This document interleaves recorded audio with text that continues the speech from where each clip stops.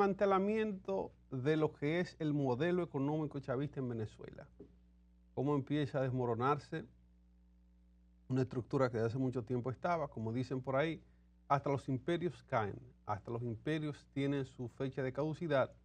Y sobre esto hablamos cómo se conecta esta red de poder milimétricamente con lo que estamos hablando de este tema de Venezuela y del trasiego de la transacción de riquezas desde Venezuela a Europa. El principal operador, señores, en España es imputado ya. En Caracas, la presidenta interina Delcy Rodríguez ejecuta a contrarreloj el entierro del modelo económico fundado por Hugo Chávez tras la captura de Maduro y Cilia Flores el pasado 3 de enero por fuerzas estadounidenses. El Parlamento, controlado por el chavismo, aprueba reformas express. Nelson Enrique, la pregunta es la siguiente. ¿Cómo se explica matemáticamente que la misma élite que criminalizó por décadas la privatización al Fondo y al Fondo Monetario Internacional hoy les esté entregando en secreto el patrimonio venezolano? Adelante, Nelson. Bueno, vamos a compartir con nuestra audiencia querida algunos datos. Te vas a sorprender. Bueno, Delcy Rodríguez ha sido algo, creo que va a ser un caso de estudio en Harvard en algún momento, de cómo una persona puede mutar de esa manera. Después escucharemos un poquito a Alexis, pero vamos con los temas uno por uno. El regreso de Venezuela al Fondo Monetario Internacional. El pasado 13 de mayo, Delcy Rodríguez anunció el inicio de la reestructuración de la deuda externa venezolana en default desde el año 2017. Lo asombroso es que establecieron relaciones financieras ahora, no solamente con el Fondo Monetario Internacional, sino también con el Banco Mundial, entidades que habían sido demonizadas por Hugo Chávez y Nicolás Maduro. Las mismas entidades que Chávez mandó a suicidarse en el año 2008 y que Maduro juró en el año 2025, solo el año pasado, que negociar con ellos era alta traición. Liquidación general. El pasado 22 de abril, se instaló la Comisión Presidencial, escuchen esto, para liquidar o transferir al sector privado un colosal aparato de 920 empresas estatales y además sepultaron el exprópiese. ¿Recuerdan esos videos que Chávez iba caminando por la calle y dice, exprópiese? Sí, ¿No en la plaza, Diosdado, exprópiese. en la Eso Plaza ya, Bolívar. Bueno, ahora Delcy Rodríguez acaba de eliminar esa impresión. En 1998, para que ustedes tengan una idea de cómo una persona puede destruir un país. 1998, la deuda externa completa del país más rico de América Latina, en ese momento era de apenas, eso yo creo que era un tema de caja chica, 35.000 millones de dólares por todo lo que nos ha dicho Alexis Vargas. Eso era la caja chica que manejaba Venezuela. La deuda estimada hoy, más o menos, se habla de 190.000 millones de dólares con un PIB reducido a la quinta parte de lo que era Venezuela en el año 2013. Para que ustedes lo sepan, es la deuda más grande del planeta en comparación con su economía. En síntesis, Transparencia Venezuela denuncia una opacidad absoluta. Y antes de pasar a Alexis, recuerden qué fue lo que hizo Putin. Yeltsin se va, agarra a Putin a un grupo de jerarcas. Primero se avivaron antes de que apareciera Putin en el escenario. No, esto es mío, yo lo voy a comprar por 3 centavos y listo. Hasta que llega de alguna manera Putin y le dice, ¿tú compraste la empresa de acero en 3 cheles? Sí, bueno. Le cuento cómo va a funcionar el tema a partir de ahora. Las utilidades del 50% sí son mías. ¿Del Estado? Mías, para mí, es decir, para Vladimir Putin. ¿Qué es lo que está haciendo Delcy y Jorge de manera magistral? Dice, mira, no sé si yo vaya preso o voy a terminar en la calle o pobre, pero yo pobre no voy a morir nunca. Y a la misma élite venezolana que fueron satélites permanentes de Hugo Chávez y Nicolás Maduro, es que están llamando a mi amor, mira, voy a vender la telefónica. ¿Y en cuánto tú tienes pensado? ¿Cuánto tú tienes? Yo tengo 50 millones de dólares. Eso es exactamente lo que está haciendo hoy Delcy Rodríguez y Iván Yael. Vargas tiene tanto que decir sobre esto que solo basta con que describas a toda la población tu punto de vista de cómo han cambiado las cosas en esta situación. Mira, el tema, o sea, esto que hemos hablado es tan descomunalmente grande y tiene tantas aristas, ¿sí? que no pararía. Entonces me aterrizan, como suelen hacerlo, me aterrizan de una vez para que no perdamos. Vamos a darle un recorrido al PIB y deuda. Sí, Venezuela en este momento se estima que tenga una deuda externa de 176 mil millones, 180, lo que dijo Nelson Valdés, 180 mil millones de dólares. Pero pagar ese dinero para Venezuela es nada, lo paga como si nada. Año 2007, 2008, 2009, 2010, el Producto Interno Bruto de Venezuela superó los 300 mil millones de dólares en todo momento, con petróleo entre 90, tuvo picos de 150, pero el petróleo, digamos, por encima de 90. ¿Lo puede hacer? Claro que lo puede hacer. Acuérdense que hay una máxima que es valor real de la economía, es decir, el dinero, un dólar de aquel entonces no es un dólar de hoy, es mucho menos dinero. Entonces, 180 mil millones de dólares recogidos en el tiempo, hoy vale mucho menos dinero, hoy es mucho menos dinero versus la capacidad de pago que tendría Venezuela con empezar a operar. Después, ¿por qué el Banco Mundial, el Fondo Monetario Internacional? Bueno, el Banco Mundial hay que correrle y no se puede porque el Banco Mundial es Europa y Donald Trump es sería el Fernando VII de Venezuela, ¿no? Sería el rey Donald. Después Marco Rubio sería ¿quién sería? Sería el gobernador. Y entonces nosotros tenemos una capitana general en este momento que se llama Delcy Rodríguez. Entonces, desde la Capitanía General de Venezuela, yo retrotrayéndome de 1810, 1804. Entonces, en esa Capitanía General de Venezuela tenemos una administradora que tiene que velar por dos cosas. Por cumplir con lo que le mande el rey, Donald, y cumplir con salvaguardarse ella y aquel que puede tumbarle el gobierno de inmediato y desestabilizar todo. Es decir, Diosdado Cabello, Delcy Rodríguez, los hermanos Rodríguez. Eso es lo que hay. María Corina Machado nunca estuvo en la ecuación, nunca estuvo en la ecuación. Es excesivamente seria, excesivamente de derecha, excesivamente oligárquica, eso es ella, pues, lastimosamente. Ella representa la división de la oposición, representa los intereses de Venezuela de verdad, de manera radical, y eso no le conviene a Donald Trump. No le conviene, porque Donald Trump está apostando al poder saquear, al poder hacerse con las fortunas, con la riqueza de Venezuela hacia el futuro. ¿Quién se lo garantiza? Aquel que tiene rabo de paja. ¿Quién es ese? Delcy Rodríguez. ¿Quién es ese? Delcy Rodríguez. Entonces, Delcy Rodríguez, la capitana general, una asamblea operada desde, digamos, la gobernación de Marco Rubio, que la nuestra en aquel entonces era la gobernación de Santo Domingo, es decir, República Dominicana era nuestra... Alexis, espérate, pero un segundo ahora, porque nos ve una audiencia de millones en todas partes del planeta. Con el recuerdo que nos dio de Diosdado, con el rabo de paja. Sí. Adelante. Alexis, ¿es el mejor momento entonces para el que tiene sus millones de dólares ir a Venezuela y tocar ese despacho y decir qué están vendiendo, qué hay por ahí, qué queda? Porque una oligarquía venezolana que ha girado en torno a la dictadura durante estos 20 años tiene dinero y tiene la puerta abierta de Delcy, pero ¿hay oportunidades para otros oligarcas de la región?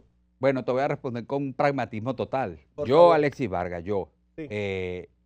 Año 1997, 1998, sí. Por ahí, no, 1999, 2000. Agarré y tomé la decisión. Escuché un discurso de Aristóbulo Isturi en la Plaza Los Símbolos, eso es un lugar en Caracas. Desde que lo escuché hablando, dije, todo lo mío se vende. Y era mucho dinero, mucha plata. Alguna heredada, otra, digamos, hecha, porque yo era un ejecutivo de una empresa. Todo lo vendí en noviembre de 2024. Yo estaba tan convencido que se iba Maduro, y esos son mis dos testigos. Ellos son mis dos testigos. Y a mí, yo no quería sentarme en esas sillas grises para no escuchar cuánto es que falta. Y yo no sé qué, era ahí. Iván, tuvimos un programa de 200.000 reproducciones. Así es. Sí, pero tuvimos un programa de 200.000 reproducciones que me dijeron de todo, porque yo me atreví a decir 90, 180 días. La gente de CDN, se me olvidó el nombre de estas niñitas, incluso me pusieron fake en la cara. Ustedes sí son fake, ustedes. Ahorita me acuerdo del nombre, de Catherine y de la otra. Ustedes son los fake. Porque el dueño de ese movimiento que ustedes critican, el que lo escribió, el que lo inscribió en toda Iberoamérica prácticamente fui yo. O sea, ustedes decían que yo no podía hablar a nombre de aquello que yo soy el dueño, Comando con Venezuela. Entonces revisen información. Y eso es un delito lo que hicieron, por cierto.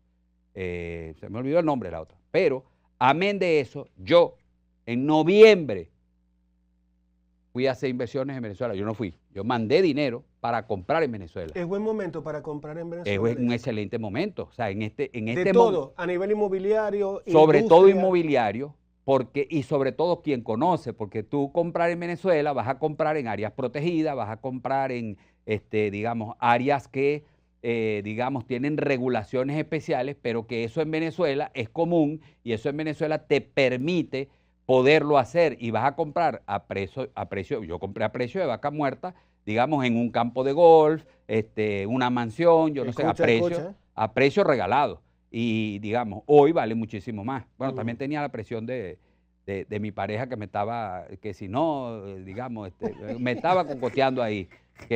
No, y entonces ella fue a Venezuela y llévame, pero yo te puedo llevar porque me han trancado. Tú no ves la televisión, todo lo que yo digo. El hecho es que yo hice la inversión después de haber salido con todo mi capital hace 28 años de Venezuela. 28 salí, pero que cumplí el 17 de enero y vine para acá, para la República Dominicana. El mejor país del mundo si eres venezolano para vivir. Yo se lo agradezco al presidente Danilo Medina enormemente, no por mí, pues yo soy ciudadano, y era ciudadano, pero sí por mis compatriotas, y al presidente Abinader. Ahora el almirante Lee Ballester se ha puesto un poco fastidioso, baje un poco la guardia con los venezolanos, porque representa muchos intereses positivos para el país desde el punto de vista de educación, inversión, desarrollo. Entonces sí, hay que bajar un poco la guardia, porque no es solamente ver esa parte positiva de Sanvil, esas grandes inversiones en Banesco, esas grandes inversiones en el no, sí, o sea, eso lleva un conglomerado y ellos son atractivos, la estancia, el campo de golf de la estancia, ellos resultan atractivos para el país y los venezolanos resultan atractivos para ellos, por la razón que sea. Baje un poco la guardia. Nelson Enrique, a pesar de las quejas de los sectores más radicales que acusan a Delcy Rodríguez de traicionar el legado, ¿hay algún asidero? ¿Ellos tienen alguna razón para pensar eso? Los datos de Bloomberg muestran que los bonos soberanos venezolanos repuntaron inmediatamente tras el acercamiento con el Fondo Monetario Internacional. Es una garantía, es una entidad que te da cierta seguridad. Permíteme reiterar, Fondo Monetario Internacional, FMI, Estados Unidos, Banco Mundial, Europa. República Dominicana, afortunadamente, nosotros nos fuimos desde siempre, toda nuestra deuda a Europa. Estados Unidos, digamos, tiene con Venezuela, esa es la condición. Usted no le pida plata allá, usted busca la plata aquí que yo se la doy, cara, para pagarla a corto plazo, pero se la doy desde aquí. Desde la perspectiva macroeconómica, Nelson Enrique, la pregunta es la siguiente. ¿Cuenta el gobierno interino de Caracas con los datos técnicos y auditoría real de lo que deben los socios como a China y a Rusia, o están negociando a ciegas con Wall Street simplemente para captar liquidez inmediata? Bueno, lamentablemente, gracias Iván, la crítica más profunda que se le hace a Delcy Rodríguez y a su equipo es que hay mucha oscuridad o mucha opacidad en torno a las negociaciones de estas 920 y tantas empresas venezolanas, que tal como nos había compartido el doctor Alexis Vargas, estamos hablando de miles y miles y miles y miles de millones de dólares. Lo más fácil sería que sería incuantificable. Estamos hablando del país más rico de América Latina durante muchos años, no solamente por el tema del petróleo, sino por la innovación, tecnología, diamantes, oro, recursos minerales, commodity. Hay un montón, tal como decía Alexis Vargas, de dinero venezolano que tiene que ver también con capitales venezolanos. Críticas que hace, por ejemplo, el economista José Manuel Puente, advierte, por ejemplo, que el Estado venezolano no ha presentado ni un solo balance transparente del Banco Central de Venezuela en años. Por ejemplo, no se conoce con certeza el impacto de los arbitrajes pendientes con multinacionales como ExxonMobil. No se sabe nada al respecto. La síntesis fáctica, de alguna manera, es que el mercado está reaccionando de la manera que vimos en Alexis Vargas. Bueno, aquí se van a abrir un montón de oportunidades. Sucedió en México con Telmex, en la época, ¿no verdad?, en que lo compró todo quien ya sabemos. Y lo mismo va a ocurrir aquí con la cúpula chavista cercana a Delcy Rodríguez. Lo más probable es que todo esto termine bajo un oxígeno financiero de parte de los Estados Unidos y tal como decía Alexis, todo esto depende también del ánimo de Donald Trump. ¿Qué se cree, Iván?